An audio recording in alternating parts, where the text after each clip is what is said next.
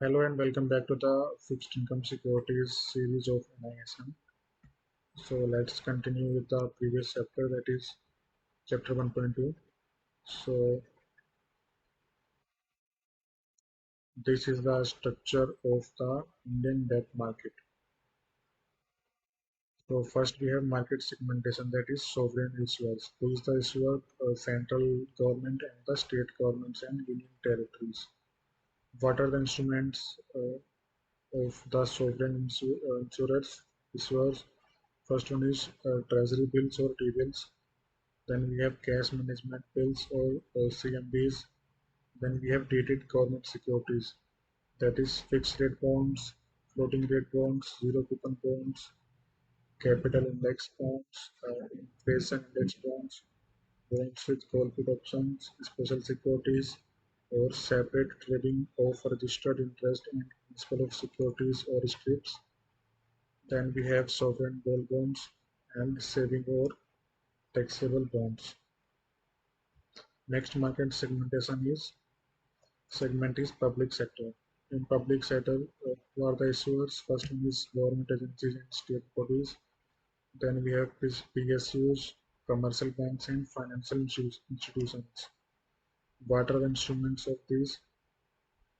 The instruments are government generated bonds or debentures, PSU bonds, debentures, and commercial papers, and commercial deposits, CDs, or bonds. The third and last market segment is private sector. The issuers are private banks and corporates. The instrument is commercial deposits, CDs, bonds, perpetual bonds, credit default swaps, bonds, debentures, commercial papers, floating rate notes, deposits, and zero coupon bonds, etc. The investors are commercial banks, financial institutions, corporate companies, cooperative banks, investment institutions, corporates, non-banking finance companies, that is NBFC, mutual funds, pension funds and trust, governments, foreign institutional investors, that is FIS, foreign portfolio investors, that is FPIs, high net worth individuals, that is HNIs, and retail investors, and at last we have RBI in government securities. So the Indian debt market typically has three distinct segments. A is government debt, known as dissect, that is government securities. Market as market with Government of India issuing dated papers, treasury bills, and state governments issuing state development loans of various maturities.